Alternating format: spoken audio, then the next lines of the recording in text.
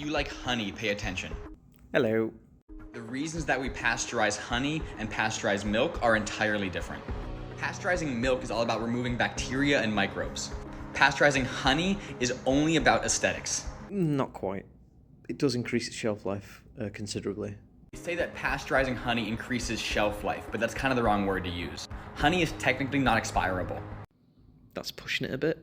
So honey can actually expire. The only way for it not to expire is to keep it in a sealed container where water cannot get to it. So honey readily absorbs water, and if too much is absorbed, then it will start to ferment. I've had this issue recently with a big bucket I gave to my dad.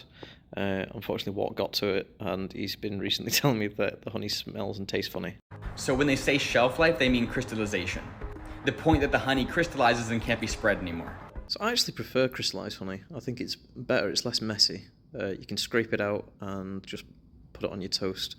Whereas runny honey just goes everywhere. You can also get a type of crystallized honey called soft set or creamed honey, and that spreads like butter. It's brilliant. I wish I could make it, but it just takes so long to do.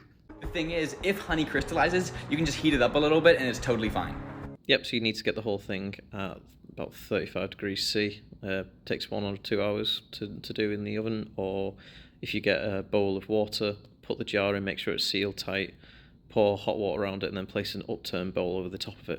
But when they pasteurize the honey, they heat it up to the point that all the chemical bonds of the honey break down. So this is kind of true. They denature the enzymes that are inside the honey, and the amino acids that are in there as well. So all the beeswax, bee pollen, and royal jelly gets destroyed. There shouldn't be that much beeswax in there. Heating it up doesn't destroy it, it just melts it. There shouldn't be any royal jelly in there because that's generally made and given to larvae. As for the pollen, it's usually been sieved out by a really fine mesh for any commercial honey. This is to stop it from crystallizing, because pollen is usually a jumping spot for the crystallization to take over. But any pollen that's in there, it might be damaged by the heat treatment, but there's very little pollen in there at that point anyway. And you're left with just a sweetener.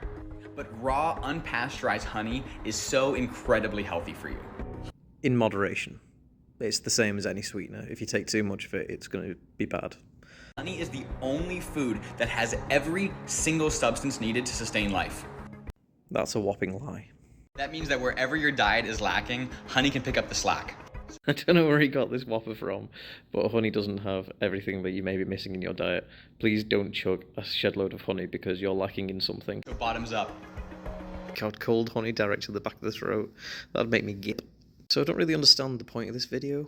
It tells you not to eat pasteurised honey, which, okay, I kind of agree with that. But then he makes up absolute porkers to try and prove that he's right. It just doesn't make sense to me. Honey's great, it's got loads of benefits, but it's not a magic food that can substitute something that you're missing in your normal diet.